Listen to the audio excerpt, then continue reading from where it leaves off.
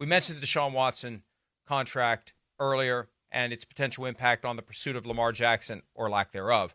Earlier this week, Andrew Berry, the GM of the Browns, met with reporters, and he was asked several questions. I've read the full transcript. Several questions about Deshaun Watson, who obviously is out for the year with a torn Achilles.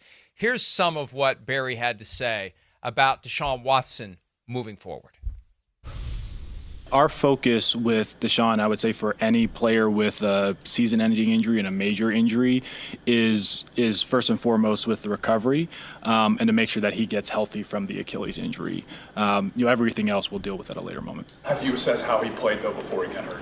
Yeah, I would say, more broadly, Tom, we didn't play well. We haven't played well as a team, and we haven't played well as a unit on offense. And I think oftentimes when you don't play well on offense, obviously your starting quarterback and your play caller will get the most criticism.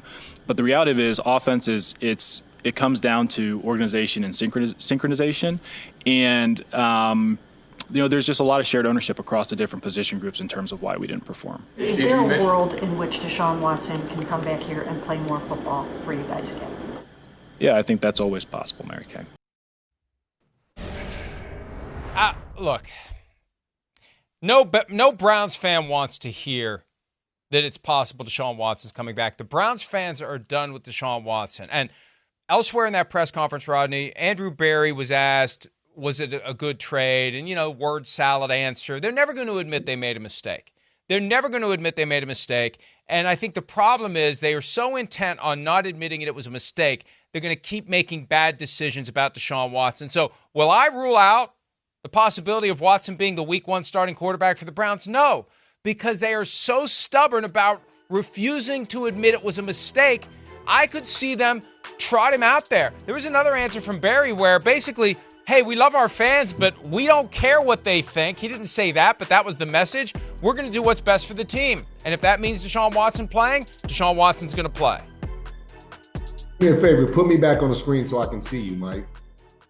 All right, this is the problem, okay? This is the problem. You have an organization that wants a guy to go out there and play his best football. How can Deshaun Watson play his best football when he's got so much stuff going on off the field? This is the problem. This is what they're not getting. Andrew Berry, you have to understand, he's a young man and he's influenced by what happens off the field. Until you guys get him help, he needs help. You look at all the things that he's gone through with all these massages and all these different cases. The man needs help. He needs some emotional help. He needs mental help. He needs help because I think something's wrong with him. I don't know if he's a sex addict or something, but Mike, he needs some help. That's all I'm saying.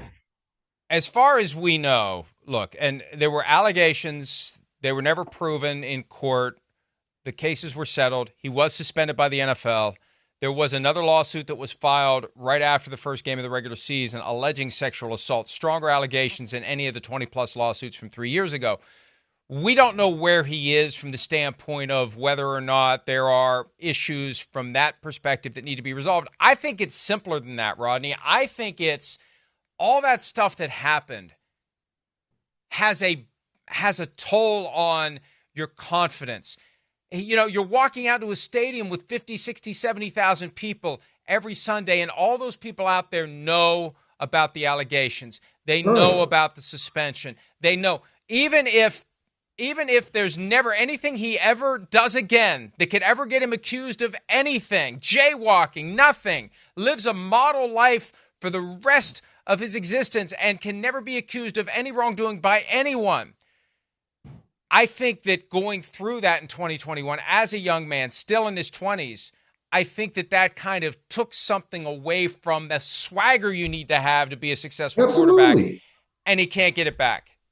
Absolutely. That's exactly what I'm talking about, Mike. How can you go in and be 100% committed to the organization, to your teammates, when you have so many things going on off the field? I've been saying this all year. If I were the Browns and he had all this stuff going on, there's no way I would have allowed him to be in that locker room. I would have told Deshaun Watson, Take the year off. Go handle your business. Make sure that you're secure mentally, emotionally. Make sure you take care of your business off the field before I expect you to come on the field. And the simple fact that he's in his 20s, we as grown men in our 50s, we would have a hard time dealing with something like that, going to work with all the distractions, let alone a young man who has all these peers, like you talked about, looking at him in the locker room, not knowing what your own teammates are saying. You got 60,000 fans booing you and all this stuff, other stuff.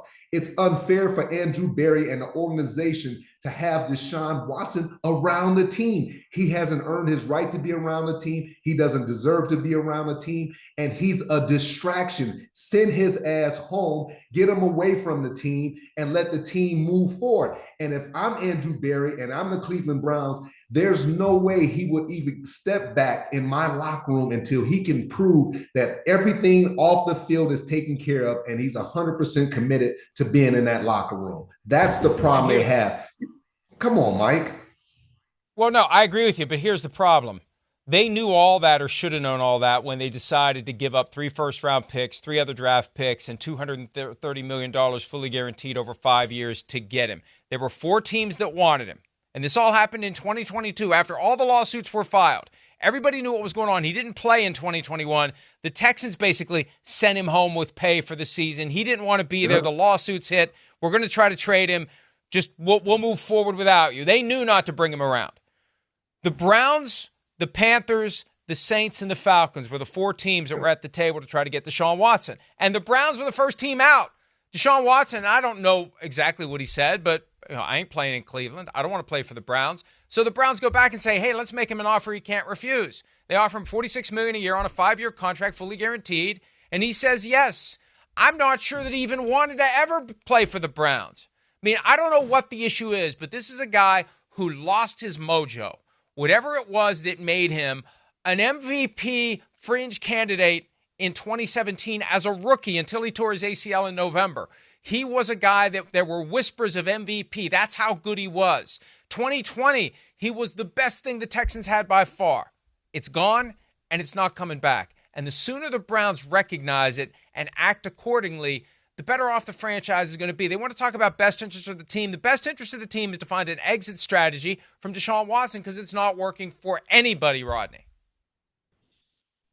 I agree, Mike. And every time he's around, it's just a sore spot around the organization. The players start to look at him. They get tired of it. And quite frankly, too, I mean, a lot of the players don't want to play because they don't feel like they have a chance to win. And you think about him, he drops back, he runs around for 10 seconds. He gets slung around. He throws the ball out of bounds. It's no construction to their offense. It's no flow. It's all Deshaun Watson running around trying to be Lamar Jackson back there. And his teammates, they don't believe in him. They can't run the football. Nick Chubb is not what he was coming off that injury. The offensive line isn't what it is. The defense is inconsistent. Like, they have a lot of issues, man. And here in a minute, you're going to hear me say, hey, it's time to blow this thing up and move in a different direction with a new head coach. Hi, it's Mike Florio. Thanks for watching PFT on YouTube. Hit subscribe for the latest news and analysis from Pro Football Talk.